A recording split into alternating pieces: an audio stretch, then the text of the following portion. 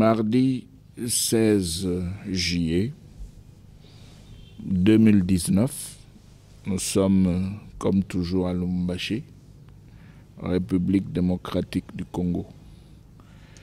Nous allons continuer à parler de ce qu'on avait commencé la fois passée. Comment découvrir les bonnes œuvres pour pouvoir les pratiquer. Les bonnes œuvres que Dieu avait préparées d'avance pour nous, afin que nous puissions le pratiquer. Parce que Dieu n'avait pas préparé ces bonnes œuvres pour rien. Il savait très bien qu'après le salut gratuit accordé en Christ à cause de la foi de l'homme, dans l'œuvre de la croix, l'homme sauvé devait maintenant commencer à vivre d'une certaine manière sur la terre. Il ne devait pas vivre de n'importe quelle manière selon l'homme, ou bien selon Satan, ou bien selon les circonstances. Pour Dieu, après le salut, il faudra absolument que l'homme puisse entrer dans les bonnes œuvres que lui-même Dieu avait préparées d'avance. Alors, comme vous le savez, nous avons toujours notre verset d'Éphésiens 2, au verset 10. Cette fois-ci, nous allons lire dans la Bible de peuple. C'est la pensée qui avait été développée par l'apôtre Paul, poussée par l'Esprit de Dieu. Il nous donne ce texte en ces termes dans la Bible de peuple. Éphésiens 2, 10. Nous sommes une œuvre de Dieu. Nous avons été créés dans le Christ. Jésus en vue de toutes les belles choses que Dieu a préparées d'avance pour que nous le réalisions. Nous allons relire. Nous sommes une œuvre de Dieu. Nous avons été créés dans le Christ, Jésus, en vue de toutes les belles choses que Dieu a préparées d'avance pour que nous le réalisions. Maintenant, la grosse question qui se pose, c'est celle de savoir comment arriver à découvrir toutes ces belles choses que Dieu avait préparées d'avance afin que nous puissions le réaliser sur la terre pour nous-mêmes, pour les hommes, dans notre environnement. Alors là, c'est le grand problème. Alors la fois passée, on avait déjà donné ce qu'il fallait faire pour découvrir les bonnes œuvres ou alors les belles choses selon cette traduction. Il faut d'abord commencer par être actif dans l'assemblée. Nous l'avions dit, il faut être dans l'intercession. Il faut s'intéresser à l'évangélisation. Il ne faut pas être distrait, s'éloigner ou faire semblant, s'éloigner de ce qui se passe dans son assemblée. Il faut entrer dans l'assemblée. Il faut se mettre dans les activités de l'assemblée et surtout dans l'intercession et l'évangélisation. Maintenant, l'Esprit de Dieu qui intercède avec les intercesseurs va pouvoir maintenant communier avec la personne qui s'y est intéressée et l'Esprit de Dieu l'aidera maintenant à voir et à entendre. C'est-à-dire que l'Esprit de Dieu viendra ouvrir les yeux, donner la victoire sur la cécité, déboucher les oreilles et donner la victoire sur le démon de la surdité. À ce moment-là, l'homme verra maintenant clairement ce que Dieu attend de lui. L'homme pourra entendre la voix de Dieu, la voix de Christ.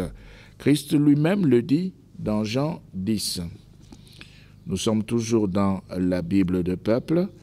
Et là, nous prenons Jean chapitre 10. Jésus parle. Il dit ceci au verset 27. Jean 10, 27. Il dit « Mes brebis entendent ma voix, et moi je les connais, et elles me suivent. Mes brebis entendent ma voix, et moi je les connais, et elles me suivent. » Donc si réellement vous êtes dans l'intercession, en activité dans votre église, en activité dans l'évangélisation, eh bien l'Esprit de Dieu finira par vous donner la victoire sur la cécité, vous allez voir, et la victoire sur la surdité, vous allez entendre. Maintenant, comme vous êtes capable de voir, capable d'entendre spirituellement, parce qu'ici, nous ne parlons pas de la vue physique, nous parlons ici de la vue spirituelle, la capacité de voir des choses dans les domaines spirituels et la capacité d'entendre dans les domaines spirituels. Alors maintenant, comme vous avez la victoire, l'Esprit de Dieu pourra maintenant vous révéler ce que Dieu attend de vous. Il vous montrera maintenant le chemin à suivre. Il va vous révéler les bonnes œuvres que Dieu avait préparées d'avance. Alors, il y a un verset donné par Job.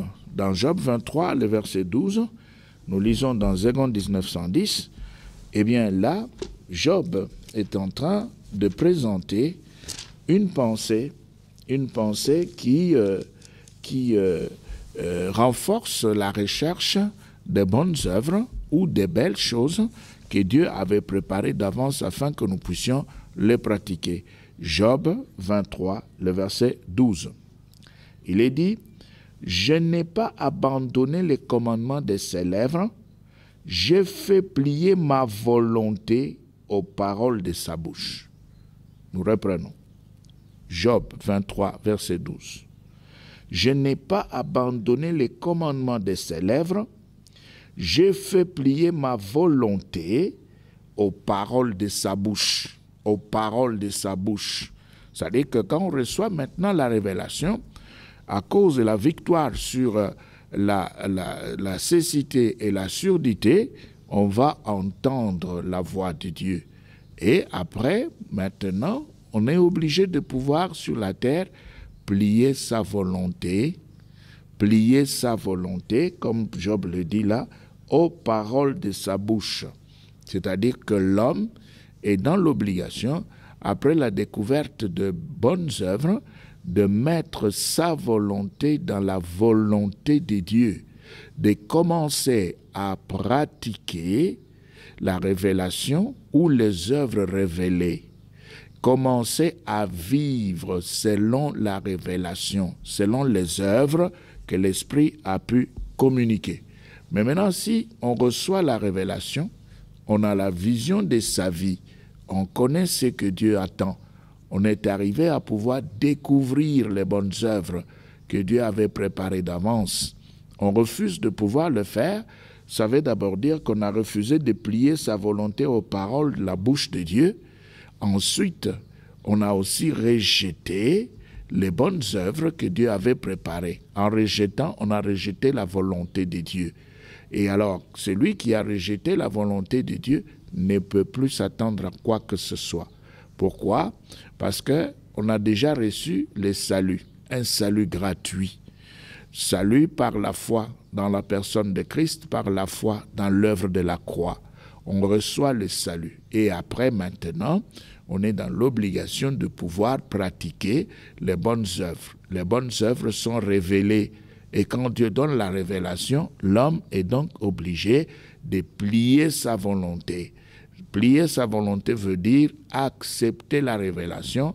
Plier sa volonté veut dire se mettre totalement dans la révélation reçue et commencer à pratiquer les œuvres révélées. Le style de vie de l'homme sur la terre à cause de cette révélation, son style de vie va changer. Il ne vivra plus comme n'importe qui. Il ne pourra plus faire quoi que ce soit. Il ne pourra plus vivre selon l'opinion ou selon Satan ou selon lui-même. Mais maintenant, il a un style de vie tracé par Dieu dans le cadre de bonnes œuvres. Donc, il ne peut plus abandonner cela.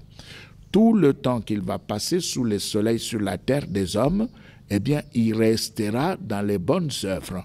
Parce que la pratique ou l'accomplissement de bonnes œuvres s'arrête seulement à l'enlèvement, à la consommation de toutes choses. C'est-à-dire, quand Christ revient, eh bien, il prend l'Église, il nous prend et nous allons avec lui dans l'éternité pour le millénium, l'âge d'or. À ce moment-là, la pratique de bonnes œuvres s'arrête sur la terre devant les hommes, mais ces bonnes œuvres vont continuer devant Dieu en Christ. Les bonnes œuvres vont continuer devant Dieu en Christ. Et là, nous sommes déjà dans les milléniums, nous sommes dans la consommation de toutes choses. Donc, celui qui découvre, qui ne puisse pas croire qu'il a découvert pour un temps, qu'il a découvert pour 3 mois, qu'il a découvert pour 6 mois, qu'il a découvert pour 12 mois, et juste après, il pourra maintenant faire n'importe quoi, aller où il veut. Et c'est pourquoi nous avions dit, et nous nous répétons, selon Job 33, à partir du verset 14, nous avions dit qu'il ne fallait pas négliger les songes. Pourquoi? Eh bien, simplement parce qu'il est dit dans Job 33, 14, « Dieu parle cependant tantôt d'une manière, tantôt d'une autre, et l'on n'y prend point garde. » Tantôt d'une manière, tantôt d'une autre, ça veut dire que Dieu utilise plusieurs voies pour pouvoir donner sa révélation. Plusieurs voies, plusieurs canaux. Et ça veut aussi dire que chaque enfant de Dieu aura une voie fixée par Dieu, la voie par laquelle Dieu passe pour lui parler, pour lui communiquer sa volonté. Au verset 15, Job dit, « Il parle par des songes, par des visions nocturnes, quand les hommes sont livrés à un profond sommeil, quand ils sont endormis sur leur couche. » Et à partir de ce verset, nous voyons très bien que Dieu utilise les songes, Dieu utilise les visions nocturnes, mais Dieu n'utilise pas les rêves. C'est ce qui est dit là. Il passe par les songes, il passe par les visions nocturnes, mais il n'utilise pas les rêves. Pourquoi? D'abord parce qu'il y a une nette différence entre songes et rêves. Les rêves proviennent des occupations humaines. Les rêves proviennent de l'activité satanique. Les rêves proviennent de l'activité charnelle. C'est la chair de l'homme. Ce sont les occupations de l'homme sous le soleil qui provoquent les rêves. C'est quand Satan attaque l'homme. Et là, l'homme reçoit des rêves. C'est le domaine des cauchemars. C'est là le domaine de Satan. C'est Satan qui domine le rêve. Et Dieu ne passe pas par là. Quand Dieu lui veut communiquer avec l'homme, il utilise les songes, il utilise les visions nocturnes. Il est bien dit que c'est dans un profond sommeil, alors que les rêves, on peut le recevoir pendant la journée. On est endormi pendant la journée ou on est sur sa chaise au bureau, eh bien on peut somnoler. Et en somnolant, on peut voir. Et ça, ce sont des visions diurnes, ça, ce sont des rêves, c'est superficiel. Et là-dedans, c'est souvent l'activité de l'homme ou l'action de l'ennemi. Mais quand Dieu lui veut parler, il a besoin de la profondeur du sommeil de l'homme.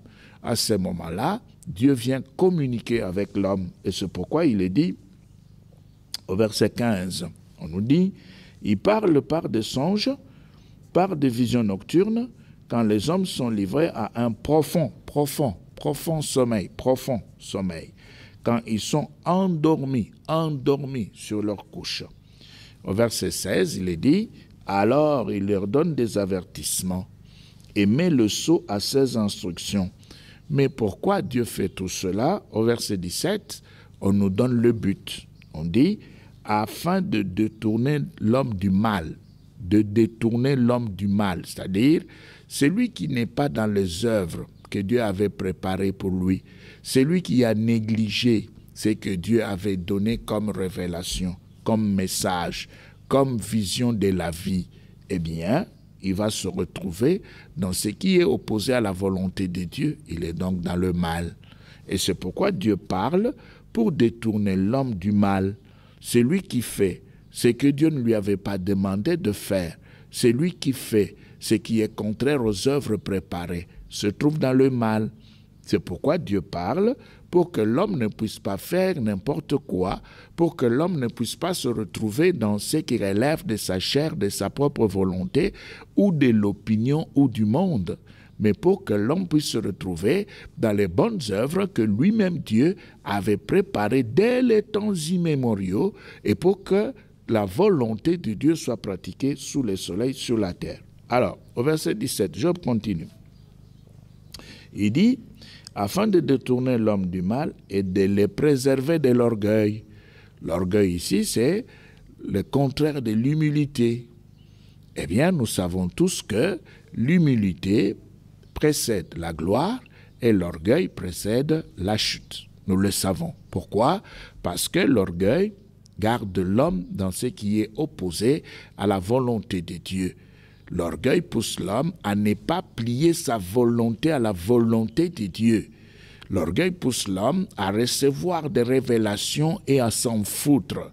Pourquoi? L'homme dira toujours ce sont des songes, moi j'ai à faire, moi je dois mener ma vie comme je l'entends. Et pourtant, quand Dieu parle, il veut que l'homme qui l'entend puisse changer de comportement, changer de conduite. Au verset 18, Job dit, afin de garantir son âme de la fosse et sa vie du coup du glaive. Afin de garantir son âme de la fosse et sa vie du coup du glaive. Pourquoi? Parce que si on n'est pas dans les œuvres que Dieu avait préparées, on n'est pas dans ce qui avait été annoncé par Dieu, eh bien, on va se retrouver dans ce qui sort du cœur de l'ennemi, et là, on va tout perdre. Eh bien, c'est la fosse, et là, on aura encore de problèmes, on aura de coups de glaive. Alors, dans la Bible de peuple, nous allons lire simplement Job 33, nous commençons par le verset 14 jusqu'à 18 dans la version Bible de peuple pour vous aider à mieux comprendre la pensée de Dieu. Alors, il est dit, Job 33, 14, c'est ici, il est dit, car Dieu parle, mais il ne le répète pas deux fois. 15. C'est peut-être un rêve, une vision dans la nuit. Il traduit songe par rêve. Et c'est pourquoi nous avions préféré utiliser Louis Egon, 1910, parce qu'il y a une différence entre rêve et songe. Alors, il dit, tandis que l'homme repose sur sa couche, il tombe dans un état de torpeur, c'est-à-dire le profond sommeil, l'insensibilité. 16. Et Dieu alors parle à l'oreille des humains. Il les effraie par des apparitions. Non, il n'effraie pas. Il donne le message. 17. Il veut arrêter l'homme dans son projet. Voilà ce que je poursuivais. Le verset 17. Il veut arrêter l'homme dans son projet et le guérir de son orgueil. Le guérir de son orgueil. Ici, l'orgueil est considéré comme étant une maladie. Vous voyez, considéré comme étant une maladie. Pourquoi? Parce que l'homme qui rejette la parole de Dieu, la volonté de Dieu, les œuvres préparées, eh bien, il va vivre comme un malade pour le ciel. 18, c'est ainsi qu'il épargne à son âme la tombe, et l'empêche de descendre au séjour des morts. Voilà. Ça veut aussi dire ceci, que si on n'est pas dans les œuvres que Dieu avait préparées d'avance, on n'est pas arrivé à pouvoir le découvrir, eh bien, on est en danger. On est en danger, la mort peut venir. La mort peut venir si on a laissé de côté les œuvres que Dieu avait préparées. Mais on va dans l'évangélisation. Mais on va avec quel Dieu? Et si on échoue dans l'évangélisation, quelle preuve on peut avoir que Dieu est dans notre vie? Parce que si Dieu est là, dans ma vie, il me révèle les œuvres qu'il avait préparées et je refuse de pouvoir les pratiquer, mais je sors quand même selon moi pour évangéliser. Je ne peux pas gagner les âmes parce que Dieu est déjà offensé, Dieu est déjà attristé, Dieu s'éloigne. Je suis dans mon orgueil, je suis dans ce que je veux, je suis dans mes principes à moi. Maintenant, si ce Dieu n'est pas avec moi dans son œuvre sur le terrain de l'évangélisation, qu'est-ce qui pourra me prouver qu'il est avec moi quand je prie pour ma vie personnelle? Qu'est-ce qui pourra me prouver qu'il est avec moi quand je dors et quand je prie le soir avant de dormir? C'est même Dieu qui ne m'a pas accompagné sur le terrain de l'intercession, sur le terrain de l'évangélisation, à cause de mon orgueil, ne pourra pas être avec moi quand je prie pour ma vie, quand je prie pour mes projets. S'il est avec moi sur le terrain de l'évangélisation, s'il est avec moi dans ce que je fais pour lui, il sera aussi avec moi en ce qui concerne ma propre vie. C'est pourquoi, dans Jean chapitre 5, Jean chapitre 5, nous allons prendre ce texte dans Louis Egon, 1910, Jean 5, nous prenons le verset 17 et nous descendons jusqu'à 20. Il est dit, mais Jésus leur répondit, mon Père agit jusqu'à présent, moi aussi j'agis. Ça ne veut pas dire qu'il était en train de faire n'importe quoi. Il n'était pas en train de faire ce qu'il voulait faire. Il était justement en train de faire ce que son Père voulait qu'il puisse faire. Il va expliquer ça plus loin. Au verset 18, il le dit, « À cause de cela, les Juifs cherchaient encore plus à les faire mourir, non seulement parce qu'ils violaient les sabbats, mais parce qu'il appelait Dieu son propre Père, se faisant lui-même égal à Dieu. » 19. Jésus reprit donc la parole et leur dit, « en vérité, je vous le dis, le Fils ne peut rien faire de lui-même. » Voilà les œuvres préparées. Le Fils ne peut rien faire de lui-même. Il ne fait que ce qu'il voit faire au Père. Voilà la révélation. Il ne peut pas faire ce qu'il veut. Il veut aujourd'hui faire ceci, il le fait, et puis il saute ce que le Père avait donné comme révélation. Il veut demain faire autre chose, il saute ce que son Père avait donné comme révélation. Non. Nous relisons le verset 19. Nous sommes là dans Jean chapitre 5, le verset 19. Jésus reprit donc la parole et leur dit, « en vérité, je vous le dis, le Fils ne peut rien faire de lui-même, il ne fait que ce qu'il voit faire au Père. Et tout ce que le Père fait, tout ce que le Père fait, le Fils aussi le fait pareillement. » Alors maintenant au verset 20, il dit, « car le Père aime le Fils, il aime le Fils, et lui montre tout ce qu'il fait. Et il lui montrera des œuvres plus grandes que celles-ci, afin que vous soyez dans l'étonnement. » Nous relisons le verset, nous reprenons la lecture à partir du verset 19. Jésus reprit donc la parole et leur dit, « en vérité, je vous le dis, le Fils ne peut rien faire de lui-même. Il ne fait que ce qu'il voit faire au Père. Et tout ce que le Père fait, le Fils aussi le fait pareillement. Car le Père aime le Fils et il lui montre tout ce qu'il fait. Et il lui montrera des œuvres plus grandes que celles-ci, afin que vous soyez dans l'étonnement. Nous voulons lire Jean 5 et le verset 20 dans la version King James, pour que vous puissiez comprendre davantage le sens profond de ce verset. Parce que si on néglige les œuvres que Dieu avait préparées, on n'est pas avec Dieu. On n'est pas dans son plan, on n'est pas dans sa volonté, on n'est pas dans son style, on est dans autre chose. Jean 5, 20, dans King James, il est dit, « car le Père aime le Fils et lui montre toutes les choses que lui-même fait. » Et lui montre toutes les choses que lui-même fait, et il lui montrera de plus grandes œuvres que celles-ci, afin que vous puissiez être émerveillés. Vous voyez? Donc, la vie d'un serviteur de Dieu sur la terre, ce n'est pas une vie de libertinage, parce qu'il y a des gens qui pensent que la grâce de Dieu équivaut au libertinage. C'est-à-dire, on peut aller, on fait n'importe quoi. La prostitution qu'on avait laissée le jour de la conversion est récupérée au nom de la grâce. C'est une grâce mal comprise, une grâce mal expliquée, une grâce mal exploitée.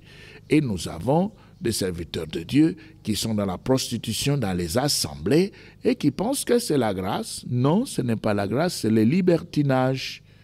Parce qu'aujourd'hui, la prostitution n'a pas de place dans les bonnes œuvres que Dieu avait préparées d'avance. Il n'y en a pas.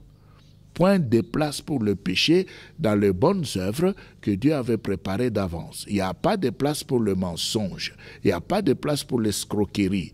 Il n'y a pas de place pour ce qu'on appelle pédophilie. Il n'y a pas de place pour ce qu'on appelle zoophilie. Il n'y en a pas. Mais maintenant, nous voyons des serviteurs de Dieu marcher et vivre dans les choses qui ne se retrouvent pas dans les bonnes œuvres que Dieu avait préparées d'avance. Alors, ces œuvres-là, comme ce sont des œuvres qui n'ont rien à voir avec Dieu, ces œuvres ne peuvent pas émerveiller qui que ce soit. Nous relisons le texte dans King James 20, « Car le Père aime le Fils et lui montre toutes les choses que lui-même fait. Et il lui montrera de plus grandes œuvres que celles-ci, afin que vous puissiez être émerveillés. » Émerveillés. La prostitution émerveille qui? La femme du ministère, qui peut-elle émerveiller? Elle ne peut émerveiller personne, c'est le péché. Le péché n'émerveille personne, parce que Dieu a prévu de bonnes œuvres que nous devons pratiquer. Et dans les bonnes œuvres, il n'y a pas la place pour le péché. Alors, nous continuons. Nous continuons ici en rentrant dans Éphésiens 2, le verset 10. Il y a quelque chose de très important là-dedans. Éphésiens 2, le verset 10. Il y a un élément que nous allons de nouveau exploiter qui se trouve dans ce texte. Nous commençons avec 2 1910, Éphésiens 2, 10. Car nous sommes son ouvrage, ayant été créés, ayant été créés. Ça veut dire, quand on parle de la création, il n'y a pas de création à partir de ce qui existe. La création devient création à partir du néant. À partir d'un vide, on crée quelque chose. Et il n'y a que Dieu seul qui peut faire cela. Et c'est pourquoi il l'a fait pour nous en Jésus-Christ. Et c'est pourquoi il est dit, ayant été créé en Jésus-Christ pour de bonnes œuvres. Pour de bonnes œuvres, pas pour le libertinage. Nous ne voulons pas revenir là-dessus. Pas pour cette liberté mal exploitée. Non, c'est pas ça. Parce que on croit que quand on rentre dans le péché de la chair, eh bien, on est dans la grâce, on est dans la liberté. Non, c'est pas ça. On est de plus en plus esclaves même de la sorcellerie. Alors, ici, ayant été créés en Jésus-Christ, c'est-à-dire, Dieu nous recrée en Christ. Il nous crée en Christ avec un seul objectif, les bonnes œuvres. Christ devient notre terrain d'action. Christ devient notre lieu de travail. Nous sommes en Christ. Mais c'est Dieu qui nous a créés en Christ. Christ, qui est-il? Un esprit vivifiant. Un esprit vivifiant. C'est-à-dire que Dieu nous recrée dans l'esprit. Christ devient le fondement. Et Dieu nous a recréés dans ce fondement renouvelé pour avoir une nouvelle génération sous le soleil. C'est ce qu'il a fait. Maintenant, la nouvelle génération qui est créée en Christ, cette nouvelle génération n'avait pas été créée pour rien.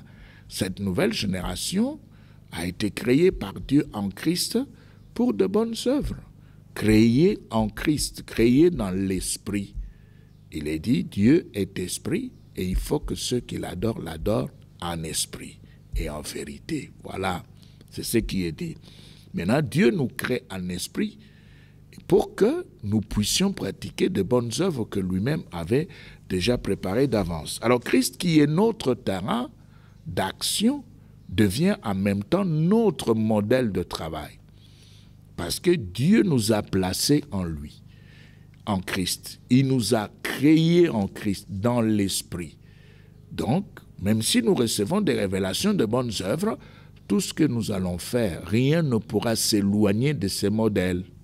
C'est pourquoi maintenant vous pouvez comprendre pourquoi Paul voulait que nous puissions l'imiter comme lui-même Paul était en train d'imiter Christ. Il dit, imitez-moi comme moi j'imite Christ. Donc Christ devient notre modèle de bonnes œuvres par excellence. Donc tout ce qui s'oppose à ces modèles est diabolique. Tout ce qui s'oppose à ces modèles sort de la volonté de Dieu et se retrouve dans le cadre de l'orgueil du cœur de l'homme. Et là, il y a deux problèmes. Alors, ici, si nous prenons le modèle de Christ, ou si nous prenons Christ, notre modèle, comment est-ce qu'il a vécu les bonnes œuvres sur la terre? Lui, qui ne pouvait reproduire que ce qu'il voyait son Père faire pour nous émerveiller. Qu'est-ce qu'il a fait? Dans Hébreux, on nous montre, au chapitre 10, on nous montre que Christ, qui est notre modèle, qui est notre terrain d'action, était resté dans les limites de la volonté de Dieu. Comme Job l'avait dit dans 23:12, Job 23:12, Christ a plié sa volonté à la volonté de Dieu. Christ est notre modèle de bonnes œuvres. Alors, Hébreux 10, 5. Ce pourquoi Christ, entrant dans le monde, il est juste à l'entrée. Entrant dans le monde, il est juste à l'entrée. Qu'est-ce qu'il fait? Il s'adresse à son Père. Il place des paroles dans les oreilles de son Père. Et qu'est-ce qu'il lui dit? Il dit, tu n'as voulu ni sacrifice, ni offrande, mais tu m'as formé un corps. Voilà ce que Christ dit à son Père. Il était esprit. Il voulait quitter le domaine céleste, le monde des esprits, pour entrer dans le monde visible. Il voulait sortir de l'invisible pour le visible, de l'immatériel vers le matériel. Maintenant, on pouvait le voir. Lui qui était esprit, il vient dans ce monde et il a besoin d'un corps. Et son Père savait qu'il devait avoir un corps. Au verset 6, il dit, « Tu n'as agréé ni holocauste ni sacrifice pour le péché. Alors j'ai dit, voici je viens, dans le rouleau du livre il est question de moi, pour faire, ô Dieu, ta volonté. » Pour faire, ô Dieu, ta volonté. Donc, le corps que Christ avait reçu, ce n'était pas pour l'orgueil, pour faire sa volonté sur la terre. Le corps que Christ avait reçu, c'était pour l'accomplissement de la volonté de Dieu, c'est-à-dire la réalisation de bonnes œuvres dans ce monde devant les hommes. C'est pourquoi son Père lui avait donné ce corps. Alors, verset 8. Après avoir dit d'abord, tu n'as voulu et tu n'as agréé ni sacrifice ni offrande, ni holocauste ni sacrifice pour le péché, c'est qu'on offre selon la loi. Verset 9. Il dit ensuite, voici je viens pour faire ta volonté. Il abolit ainsi la première chose pour établir la seconde. Voilà. Donc, c'est pour dire ceci, pour dire que il est venu pour de bonnes œuvres. Les bonnes œuvres que le Père lui-même avait préparées. Et c'est ce qu'il appelle la volonté de Dieu. Mais maintenant, cette volonté de Dieu nous pousse à changer de comportement et de conduite sur la terre. Dans français courant, nous revoyons le même texte dans français courant, Hébreux au chapitre 10. Hébreux au chapitre 10. Et là, nous allons voir que Christ, dans français courant, qu'est-ce qu'on nous dit pour que nous puissions bien comprendre? Au verset 5, il est dit, « Ce pourquoi, au moment où il allait entrer dans le monde, le Christ dit à Dieu, tu n'as voulu ni sacrifice ni offrande, mais tu m'as formé un corps. Tu n'as pris plaisir ni à des animaux brûlés sur l'autel, ni à des sacrifices pour les pardons de péché. Alors j'ai dit, je viens moi-même à toi, ô Dieu, pour faire ta volonté. Selon ce qui est écrit à mon sujet dans le Saint Livre. 8. Il déclare tout d'abord, tu n'as voulu ni sacrifice ni offrande, ni animaux brûlés sur l'autel, ni sacrifice pour les pardons de péché, et tu n'y as pas pris plaisir. Pourtant, ces sacrifices sont offerts conformément à la loi. Puis il ajoute, je viens moi-même pour faire ta volonté. Voilà. Donc, la révélation de bonnes œuvres.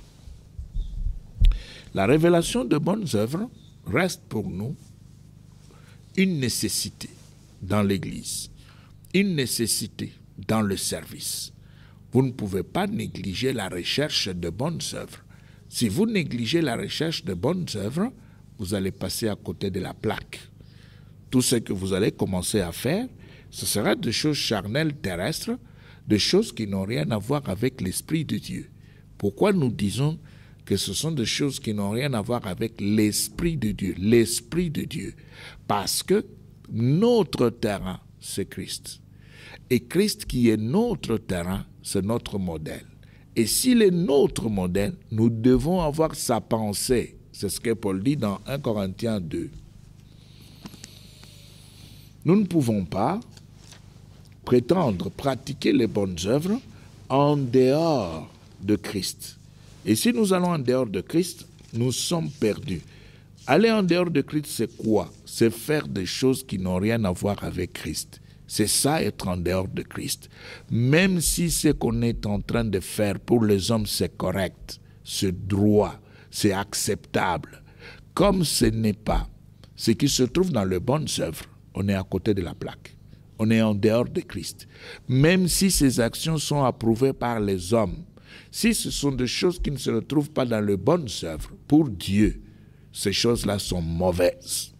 Alors, dans 1 Corinthiens 2, nous pouvons commencer par le verset 14. Il est dit, « Mais l'homme animal ne reçoit pas les choses de l'Esprit de Dieu, car elles sont une folie pour lui, et il ne peut les connaître parce que c'est spirituellement qu'on en juge. » Donc, les bonnes œuvres sont jugées sur le plan spirituel, évaluées sur le plan spirituel. On ne peut pas comprendre les bonnes œuvres de Dieu dans la chair selon la chair. Non, c'est seulement selon l'esprit. Pourquoi nous nous répétons? Parce que Christ, notre terrain, notre modèle, est un esprit vivifiant. Ok, alors, au verset 15, Paul dit, « L'homme spirituel, au contraire, juge de tout, et il n'est lui-même jugé par personne. » Juge de tout, pourquoi? Il peut juger parce que, lui au moins, il est sur le terrain des bonnes œuvres. Et quand on est sur le terrain des bonnes œuvres, on a la pensée de Christ. Et avec la pensée de Christ, on peut tout juger. C'est-à-dire, on peut faire un jugement par comparaison. On prend ce qui s'est fait et puis on le place devant les bonnes œuvres de Christ. Et on a le jugement. Maintenant, si nous prenons par exemple les activités de certains serviteurs de Dieu dans les assemblées aujourd'hui, nous le prenons, nous les plaçons devant les bonnes œuvres de Christ. Mais c'est scandaleux. Si vous prenez, nous revenons, nous ne cesserons jamais de le dire. Nous prenons par exemple le libertinage au nom de la grâce. Et on place le libertinage devant la pensée de Christ, les bonnes œuvres révélées en esprit. C'est le jour et la nuit. Il n'y a pas de commune mesure. Il n'y a pas de point de rencontre. C'est totalement séparé. Pourquoi? Paul le dit au verset 15, il dit, « L'homme spirituel, cet homme est d'abord spirituel. Il n'est plus naturel ou charnel ou animal. Il est spirituel. » Alors il est dit, « Au contraire, juge de tout, et il n'est lui-même jugé par personne. » 16. « Car qui a connu la pensée du Seigneur pour l'instruire? » Paul dit, « Or nous avons la pensée de Christ. » Pourquoi? Nous avons la pensée de l'Esprit. Pourquoi? Parce que nous utilisons un langage spirituel pour les choses spirituelles. Pourquoi? Parce que Christ est un esprit vivifiant. Dieu est esprit et il faut que ceux qui l'adorent en esprit et en vérité. Alors maintenant, quand on a la pensée de Christ, eh bien on est dans le modèle de Christ. Et si on est dans le modèle de Christ, on n'a plus de justice propre terrestre charnelle. Non, on est déjà parti de là.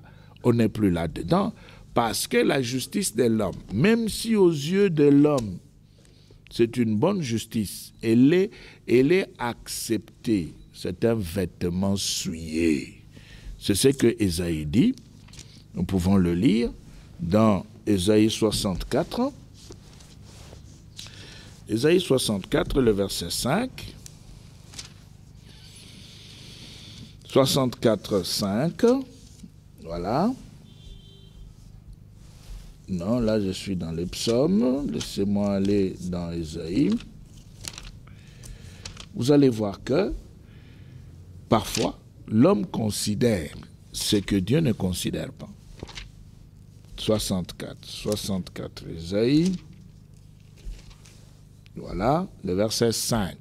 Il est dit, « Nous sommes tous comme des impurs, et toute notre justice est comme un vêtement souillé.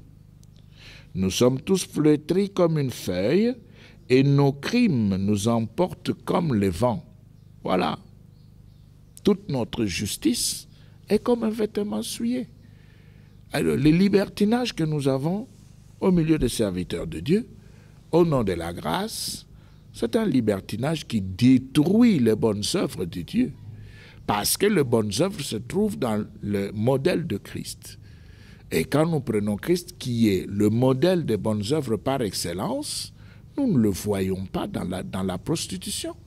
Nous ne le voyons pas pratiquer ces libertinages que nous voyons aujourd'hui dans les églises au milieu des serviteurs de Dieu et même parmi les chrétiens. Christ, qui est le modèle des bonnes œuvres, avait la justice de Dieu, la justice de l'Esprit, et il est resté là-dedans parce qu'il avait la pensée de son Père. Alors, nous insistons sur le fait que Christ, qui est notre modèle de bonnes œuvres, le modèle de l'Esprit, nous a montré le chemin que nous devons suivre. Et nous savons tous que Christ n'avait pas d'adresse sur cette terre. Il passait ses nuits à l'extérieur sur la montagne. Nous le savons, c'est écrit dans Luc. Nous le savons. Et tôt le matin, il descendait maintenant pour pouvoir prêcher la parole de Dieu dans les synagogues. Alors maintenant, si Christ est notre modèle, eh bien, nous devons vivre dans la soumission jusqu'au sacrifice suprême, comme lui-même a pu le faire. Nous ne pouvons pas fuir la soumission. Nous revenons sur le verset de Job 23, 12. Plier sa volonté jusqu'au sacrifice suprême. Parce que c'est ce qu'il a fait. Il l'a fait. Et dans Luc 22, 42, nous pouvons lire. Nous tendons déjà vers la fin. Je ne sais pas, il nous reste combien de minutes là. Mais nous allons bientôt arrêter. Nous prenons Luc 22 et nous lisons le verset 42. Jésus prie, à partir de 41, il dit, « Puis il s'éloigna d'eux à la distance d'environ un jet de pierre, et s'étant mis à genoux, il pria, disant, « Père, si tu voulais éloigner de moi cette coupe, toutefois que ma volonté ne s'efface pas, mais la tienne. » Que ma volonté ne s'efface pas, mais la tienne. Dans le modèle des bonnes œuvres, il y a la soumission jusqu'au sacrifice suprême. Et c'est ça même l'amour véritable que nous devons manifester sur cette terre. Pas les libertinages, mais l'amour véritable qui se sacrifie pour l'autre afin de glorifier Dieu. Que Dieu vous bénisse et nous nous retrouverons la fois prochaine.